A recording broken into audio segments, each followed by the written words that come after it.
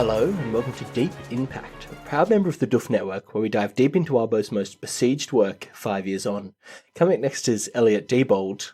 And that was Ruben Morehouse. Wait, Elliot, before we start this episode, a reminder to all you lovely folks out there that the Parahumans Costume contest is currently going on. But, you know, you don't have to dress up as a parahuman. You could dress up as an other or anything else. I would recommend doing... What's an easy Parahumans costume? Not Parahumans. An easy Pact costume to do. Well, I mean, you know, there was tons of cool new others in this very chapter. I mean, you know, just detach your head from the rest of its body and dress up as the three girls from this chapter. Yep. I think doing a Bahame would be pretty easy. You just dress a little bit smarmy and carry like a pocket watch and you're done. Yeah, just get a photo of you being as smug as possible in normal clothes and we'll count it as a Bahame photo. Yeah. Or if you've got blonde hair, the Duchamps are mostly blonde, aren't they? And I guess they're Thorburns. I think the Thorburns are like a dirtier blonde. Yeah. So lots of good costume ideas there, so now you have no excuse not to do it. And let's begin our show. So we're here to talk about Duress 12.7, which is Blake's inaugural episode as a big scary monster man. So congratulations. It's off to a bad start though, because the first thing that Blake thinks of is basically just visions of violent shit, some done to him and some violent shit that he has done to other people. Yeah, he's just sort of overcome with memories of violence and a desire to continue this pattern with some sort of idea that if he does so, it'll fix things. Yeah. It's an absolutely terrible omen of where this is going. Where you're like, well, fuck. You know that thing about like couples who are in a bad relationship and the meme of like thinking, oh, well, if we just have a kid, I'm sure everything will fix itself, right? That feels like what this is for Blake. This is Blake's version of that. Yeah. He does seem self-aware enough, though, to realize that he's kind of being played a bit here, which I think is a new thing for Blake. So not only did he become a monster man, he also apparently gained some self-awareness. I think there have been multiple points where Blake has sort of noticed things like affecting him and then not really followed through with that awareness. Like sometimes he's like, oh, you know, I'm being affected by Pau's energy, and then he just runs off and sort of still follows his instincts. So yeah, he's sort of been a mixed bag through the whole story on actually sort of recognizing and following through on things that are affecting him.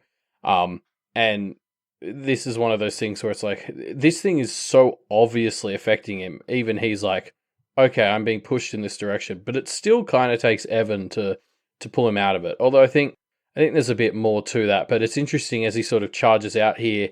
He talks about how he's just sort of going with these violent tendencies, but there's that little part of him that's like, oh, I hope my friends will just grab me and stop me. Yeah. And it's like, that's that little shred of Blake inside of the Thorburn boogeyman that I'm hoping somebody's going to grab a hold of soon. It's such a cry for help, right? Not only is it stop me from doing these horrible things, but also like, please prove to me that you actually care about me. Yeah, exactly. And they don't, of course. I mean, not of course, but it is sad, right? Yeah, it is.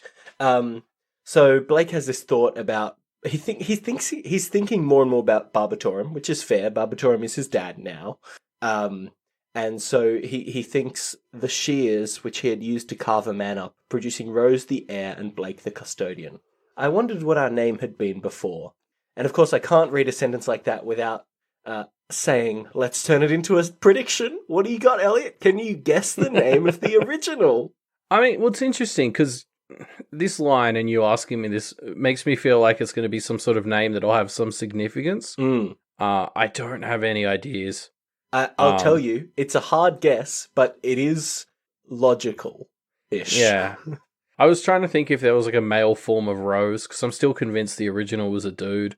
I mean, it could have just been Blake. The fact you're asking me makes me think it's not. But yeah, I honestly don't know. Maybe ask me next chapter, unless we're right about to find out. But I'm kind of disappointed that you didn't realize the male form of Rose is Bros. And that's what it is. Spelt Bros. The best I came up with was Ross. Yeah, not bad. So there are a bunch of beats here about Blake kind of coming to terms with his body, his new body, and that it does seem to have afforded him some additional like perks now that he's fully leaned into his otherness. For example, his pants and jacket, I should say, have been converted into basically a form of armor. Yeah, I mean, I see the talk on his clothes here as just a bit of a metaphor for himself. Because this is the same. He's had these clothes on right since he got out of the drains last time. Well, it's only been like 2 days since the start of the story, probably. Yeah. No, but like I remember he stopped by his apartment after defeating. I'm doing air quotes. Yeah. And so I think he only changed his shirt or something. I'd have to go back and read it. But anyway, like these clothes have really been through the ringer with him, and I feel like the whole idea of the pants sort of spreading dirt everywhere but not getting cleaner, and the jacket just sort of being so hardened it's not a jacket, it's just a shell that's sort of knife proof. I think like that serves as metaphors for kind of where Blake is at right now. Yeah, I mean, can we talk about the fact that these clothes have become a part of his identity, these dirty clothes, and we know for Blake, well, at least for what he used to be, used to matter so much. Exactly. He was so focused on, I mean, he definitely had this vibe of like, my body is my own. And obviously this story has taken that away from him one piece at a time. But I don't know, it just really hits home to me now that like this thing that he was so intent on being his safe kind of representation of himself is just so far gone. Well, what he used to sort of define it by is he wanted to look good because he wanted people to know that he wasn't at his worst anymore. It's like, I've been through the rough patch of my life, and now I've come out and like, look how well I'm doing. That was sort of what he was going for. And I think the thing is, he knows now that he's back in a really shit situation. And I think like, aside from his boogeymanness pushing old Blake instincts like that down, I think there's probably the part of him is still in there would probably be like, well, this is what I deserve right now.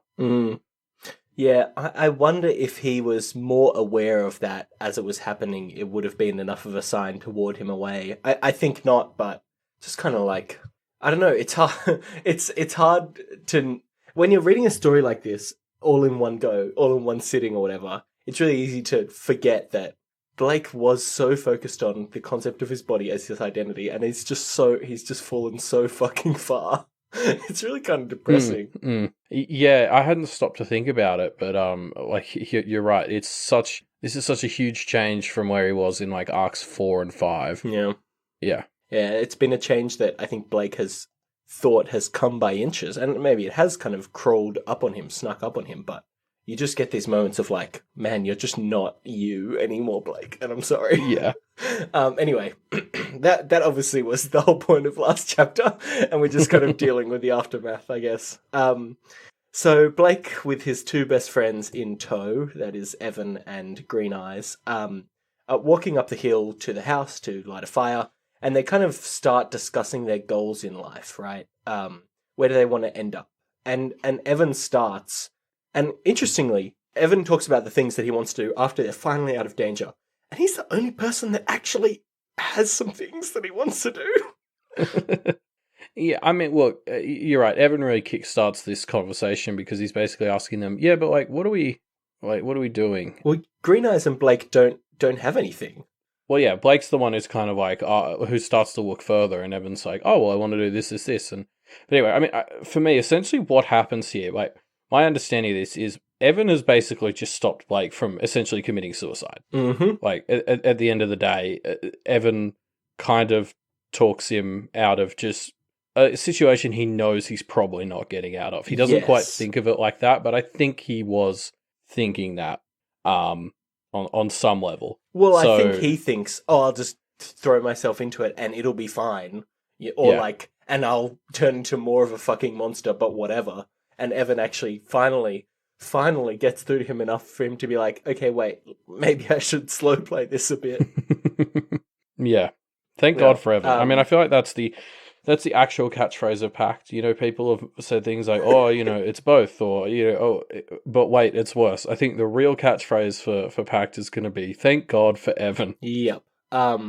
Yeah. And actually, this made me think about this. Like, Evan is defined as being a survivor, right? And it kind of gave me the thought that Blake was obviously never meant to survive as long as he did. I think the only reason that he lasted as long as he did was because he took Evan as a familiar. Evan's kind of survive energy was what helped Blake not die all those times he probably should have. Yeah, I mean, it's an interesting thought. I hadn't really thought about it, but like that makes sense to me. Is they were sort of exchanging energies, and Blake may have ended up with a bit more get out of there spirits than anyone could have reasonably expected. Yeah. Yeah, like and he would have had those on him already, even when their connection was cut, I guess. And I mean, I really like this idea because I think it was really Blake's heart and soul, because he has those rows, that really led him to connect with Evan at one point. Well, yeah, he used to. But I think it was those that really sort of led him to instantly connect with Evan. Like, it was sort of the good things about him, I would say, that led to him and Evan sort of instantly bonding. Yeah. So it's like, I like this because if it was sort of Evan's influence that has helped Blake survive, I think that works because it was the best parts of both of them that led to them, like, teaming up. Yeah. Yeah. And not to kind of harp on about how far Blake has fallen, but that the representation of his good parts that attracted Evan was him being like, I am a hero. We're going to stop the bad things, right? And now that has morphed into, I'm a hero. We're going to go kill some humans.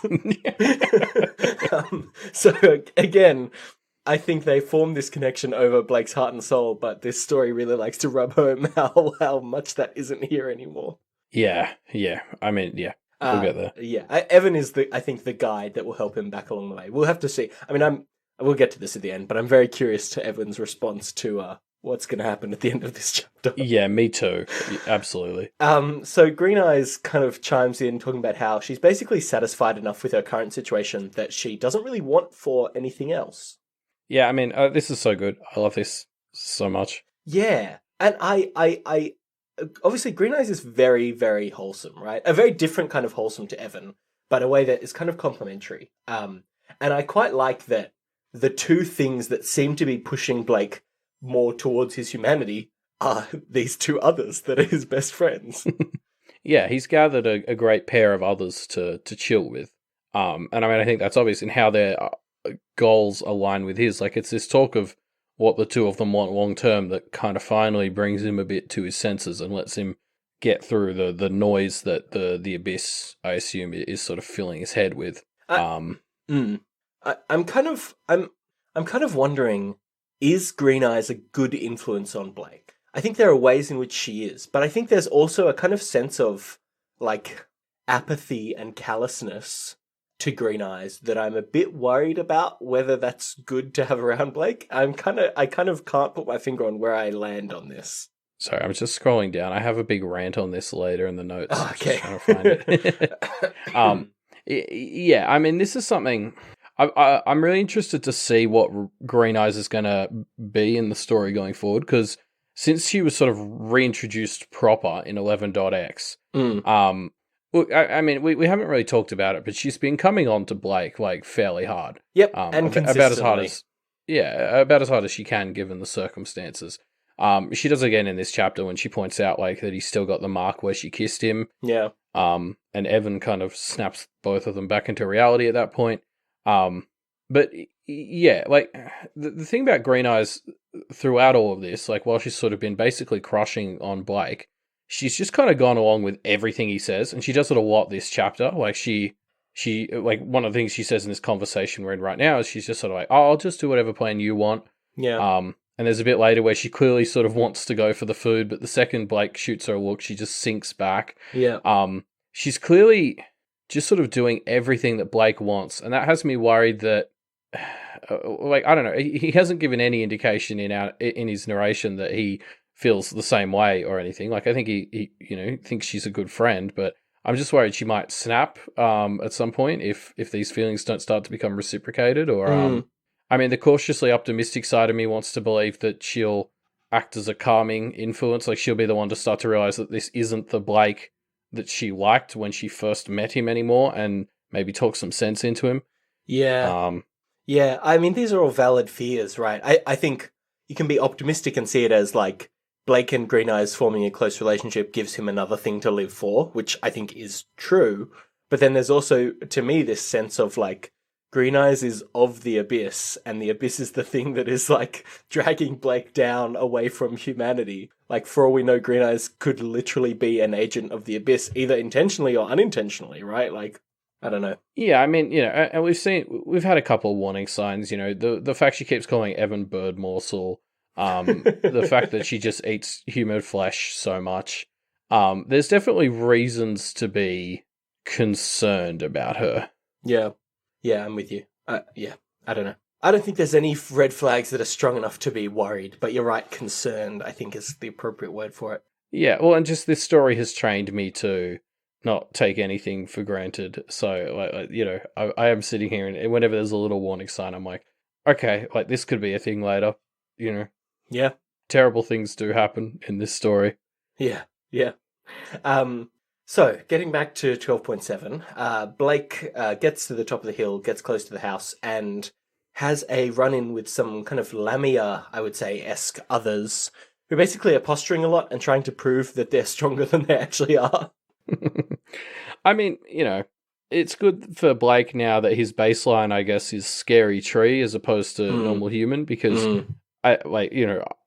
as a normal human, I would have had to fucking book it with these three. They sound incredible, but like for where Blake's at right now, he kind of just makes nothing of them. I don't find them that scary. I'm kind of with Blake. Oh, they have long necks. Oh, what are they gonna do?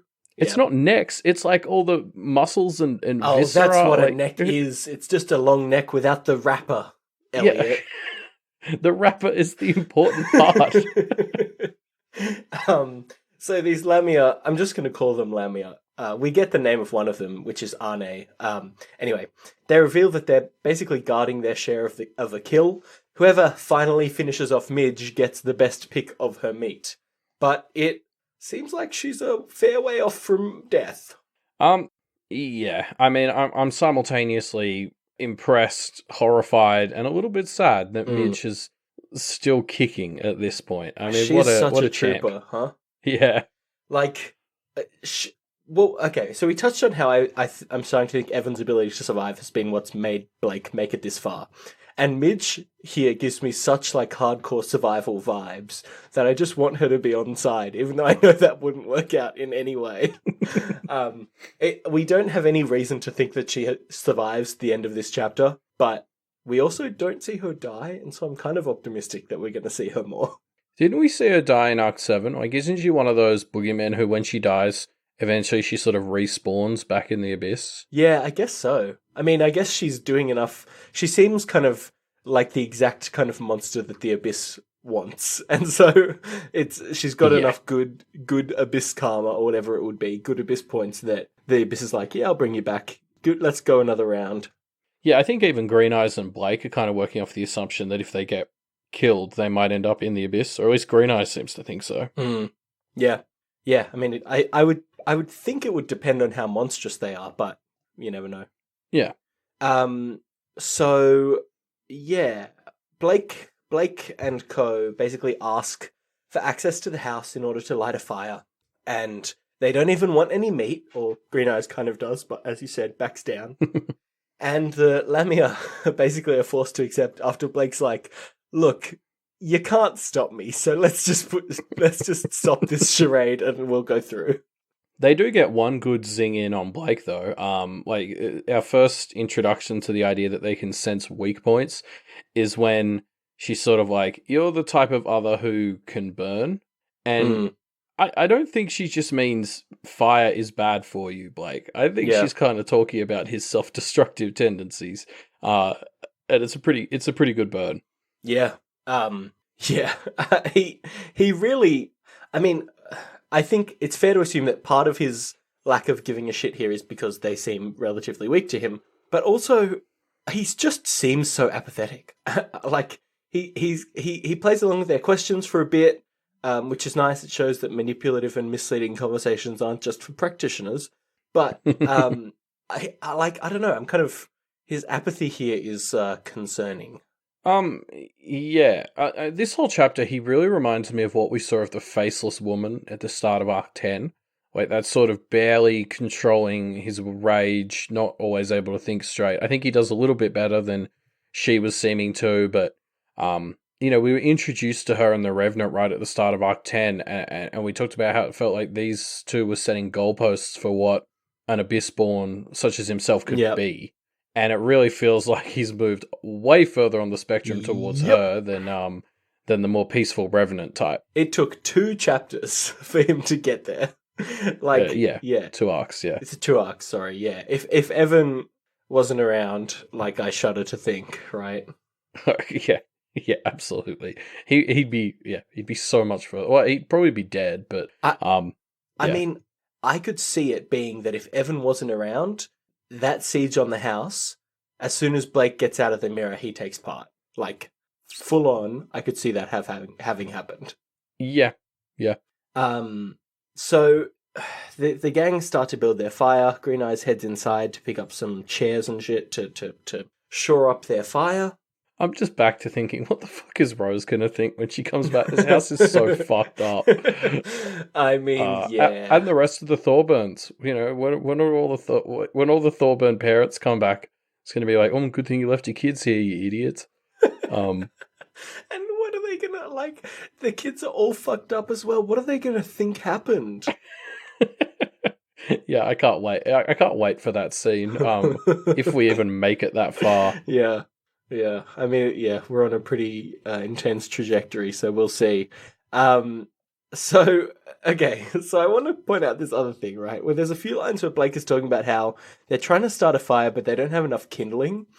And I mean, maybe I'm reading too much into it, but based on how self-sacrificial Blake is, I 100% thought he was just going to start snapping off parts of his body to use as kindling. Like, that's the level of suicidal to a cause that Blake is at.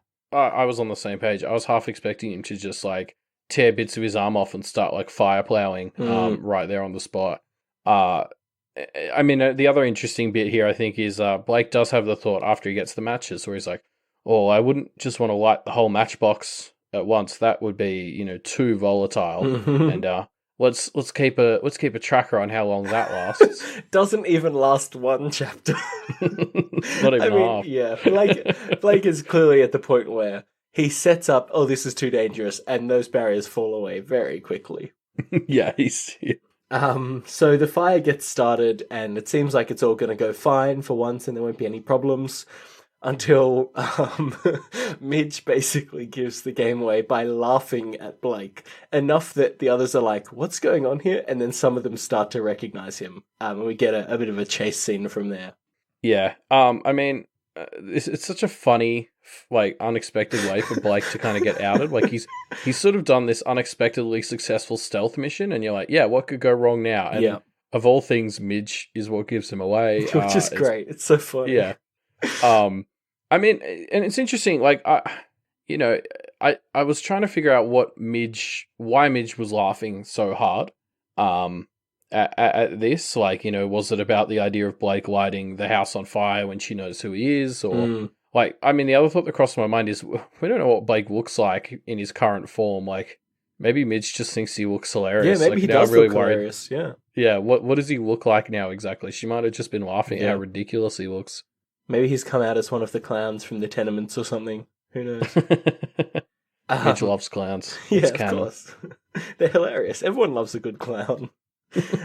So we get a few beats during this chase scene where Blake basically is able to easily outrun everybody because of how light his twig body is. And I don't know, this kind of just struck me as like, this is a full-on upgrade. Like, I don't know if we got beats before of Blake being really quick. I mean, we talked about how he's good at dodging stuff because, he's got Evan's kid energy that helps him out. But, being quick is now a bit of a Blake power, which is nice. I think there were actually a number of beats while he was in the mirrors that he could move quicker. And he sort of talked about it for a bunch of different reasons. Like, some of it he said because it was in the Mirrorverse. Some of it was because he's an other, so he doesn't like tire in the same way. Yeah. But I think it was mentioned that he felt like he was a bit lighter and could get more momentum built up as an other in the mirrors.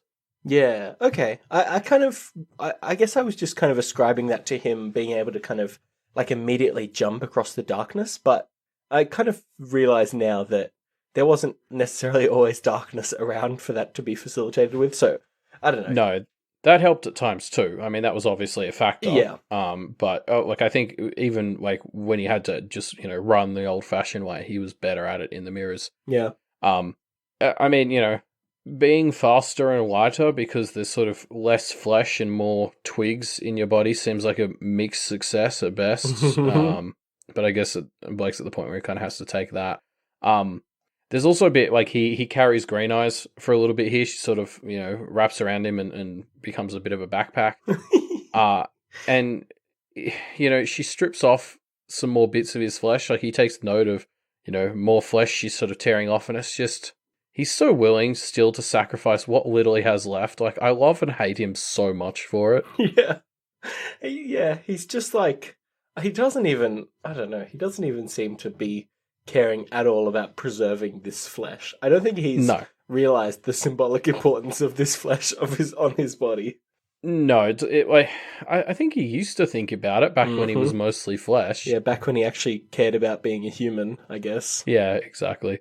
So Blake is, in order to kind of escape from these pursuing others, Blake, I can't even say it with a straight face. He climbs a tree and sets it on fire. Yep. So what was that? 4 minutes of recording. Yeah.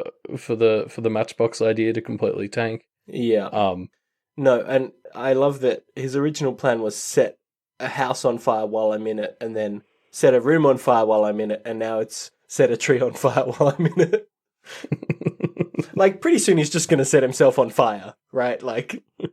Yeah, I mean, literally, metaphorically, well, I think metaphorically he's maybe already done it, but yeah. I mean, look, what has happened here is a walking tree person living in a world that's dictated by imagery and metaphor has climbed up to a tree and just started to burn it. Yep. And almost burn themselves. Like, it's like he's not even aware of the imagery of what he's doing right here. It's terrifying. Yeah, I mean, that tree is his family, right? Like, that's what these others must be thinking is, what the fuck, this ant just burned down his best friend or whatever.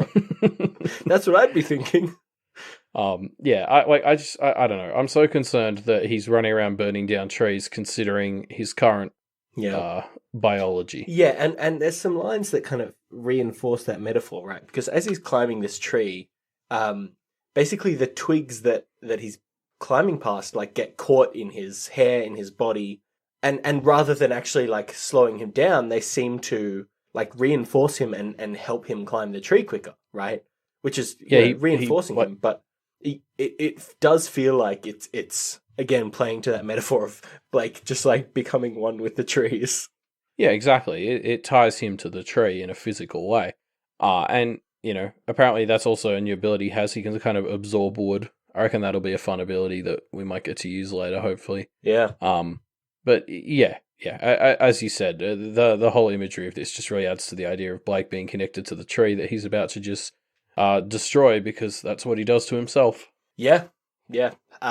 Speaking of destroying things, he murders a few of the pursuing others and basically doesn't feel too bad about it. Good stuff. Yeah, I mean it's honestly it's pretty badass. He does it with good form. As a spirit, I was thoroughly entertained. Yeah. So bonus marks. I mean, he brings like a sword to a gunfight and wins anyway. Yeah, it's pretty cool. Yeah, I mean he's quick. He's quick on the draw with that hyena. I do feel bad for the like Hollywood actress Other. She seemed kind of fun, and we don't get to know her cool powers.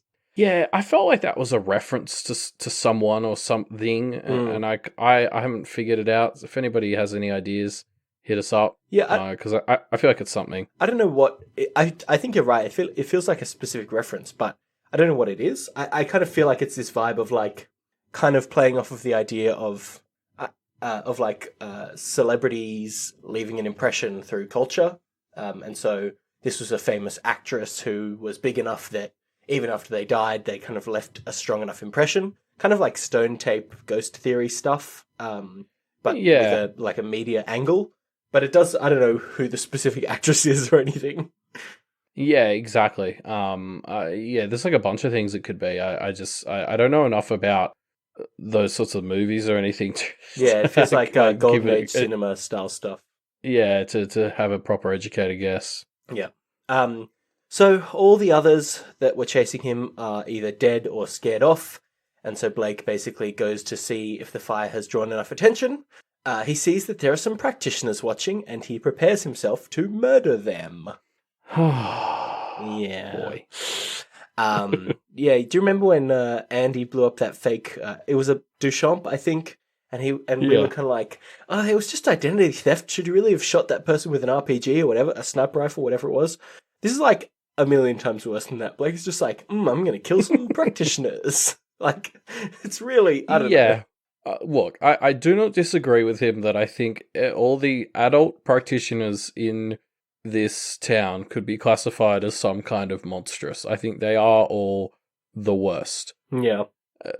Just kind of going around murdering them, though, it doesn't really feel right. Yeah, I don't know. I mean, like, sure, I think some of them, you can make a compelling case for it, but some of these people, like some of the Bahams, are just basically batteries. They're innocent batteries, really, right? Like, that's what the purpose they serve.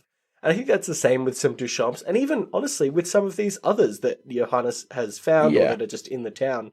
They're just kind of there to be a part of the system, and they're not really taking too active a role. They're just following the flow of events.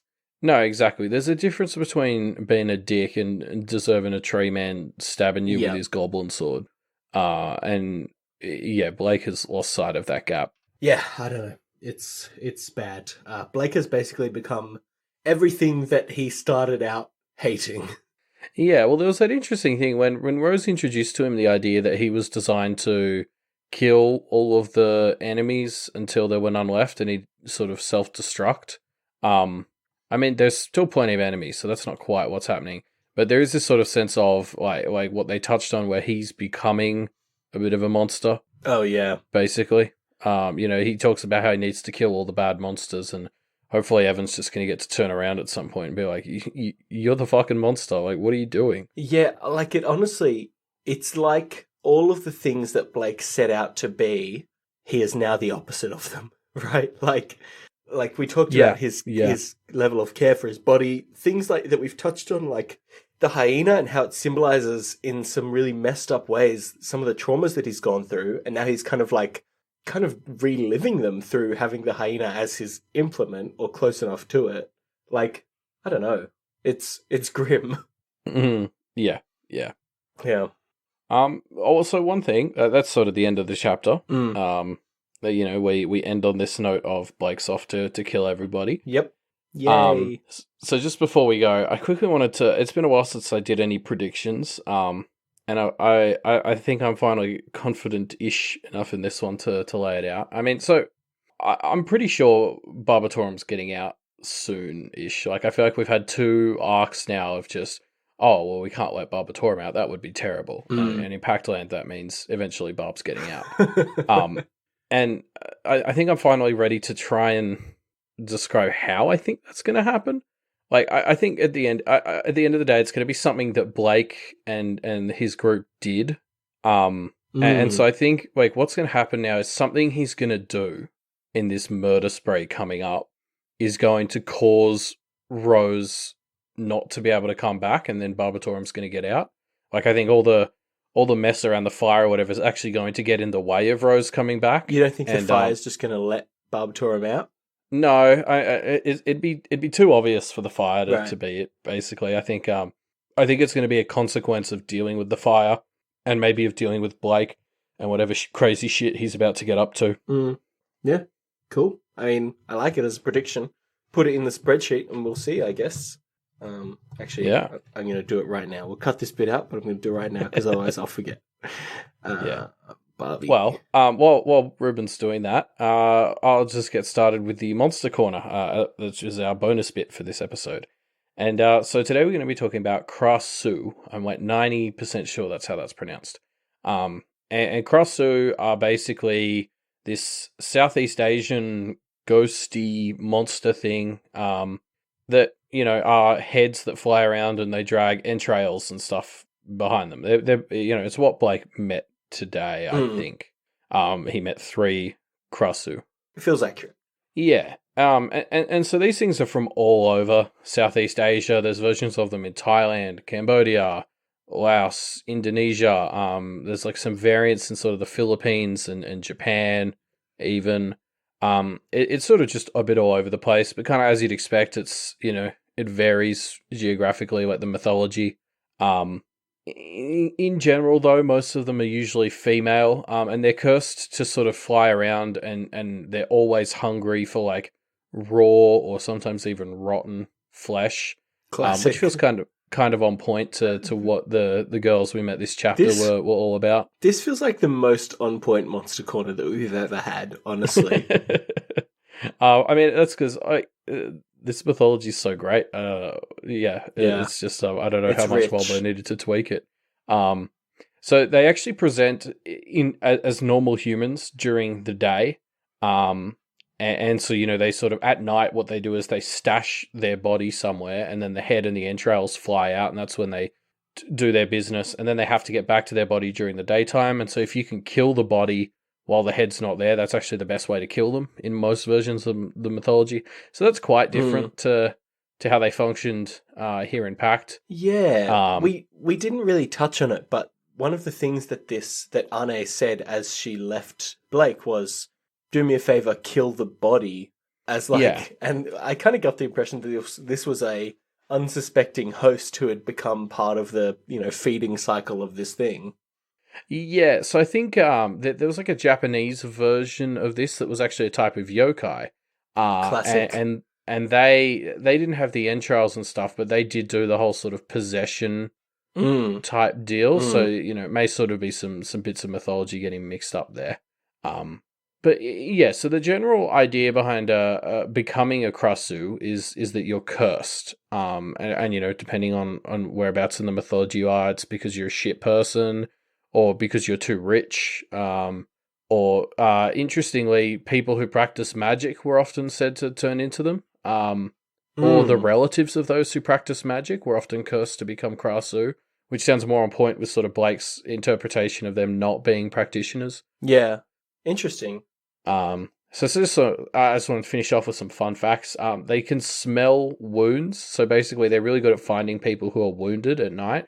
So it's usually like if you've got an illness, that's generally when you want to be on the lookout for these things, which I think may have been the inspiration for their ability to sort of sense weakness here. Yeah, in Pact. That makes sense. There's actually some mythologies where they specifically target pregnant women, and I do not want to go into what they do when they find heavily pregnant women. They just give them a nice box of chocolate and leave them alone, right? Yeah, let's go with that. Good. So the other fun fact is the best way to scare them off is with thorny branches. Huh. So in basically what you're meant to do is sort of surround your house with sort of spiky or thorny branches. Yeah, and, I know a thorny branch. Yeah, exactly. A thorny branch scared them off this chapter.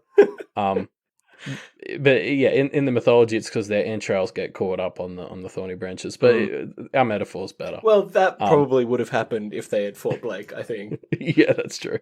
Yeah. Yeah, God, imagine if anything similar to what happened when he was climbing the tree happened with them. I don't want to think about that. Yeah, interesting. I wonder if Blake was so adamant that they were super weak. I wonder if he kind of sensed that, that he was the fire starter to their grass Pokemon, Yeah, maybe. I mean, because the other interesting thing is the other thing they're Krasu are often afraid of and can kill them is fire. And obviously, Blake was all about that this chapter. Yeah, maybe he would have even set himself on fire to deal with them. That's what we need.